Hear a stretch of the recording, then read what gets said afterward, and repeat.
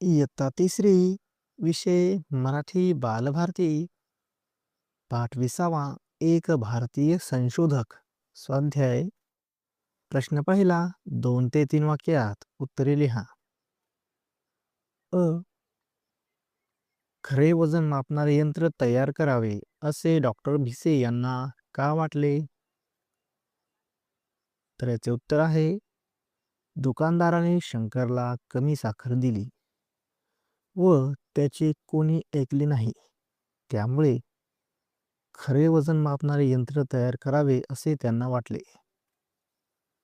आ. Doctor Bhise यांना परदेशी जाण्यासाठी कोणी कोणी प्रोत्साहन दिले? उत्तर.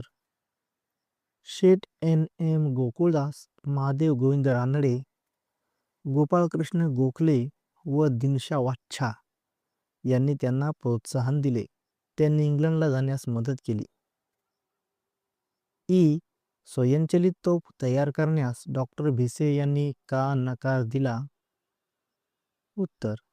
स्वयंचलित तोफेमुळे मोठा सहार होऊ शकतो, म्हणून मानवतेच्या दृष्टीने त्यांनी नकार दिला. प्रश्न दुसरा. विरुद्ध अर्थाचे शब्द लिहा. अ. पारतंत्र्य, स्वातंत्र्य. आ. कमी, जास्त. ई. खोटेपणा, प्रामाणिकपणा. ई. प्रतिकूल, अनुकूल. प्रश्न तिसरा. चित्रे पहा. चित्रात काय काय दिसते ते सांगा. वजन काट्याविषयी माहिती लिहा.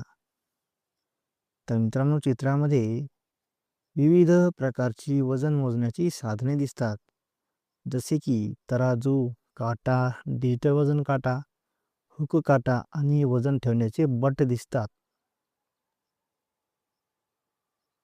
वजन काट्याची माहिती. वजन काटा हे वस्तूंचे वजन मोजण्यासाठी वापरले जाणारे साधन आहे. त्याचे 2 मुख्य प्रकार असतात, पारंपरिक तराजू आणि आधुनिक डिजिटल वजन काटा. दुकाने, बाजार, उद्योग आणि घरामध्ये वस्तू अचूक मोजण्यासाठी वजन काट्याचा उपयोग केला जातो.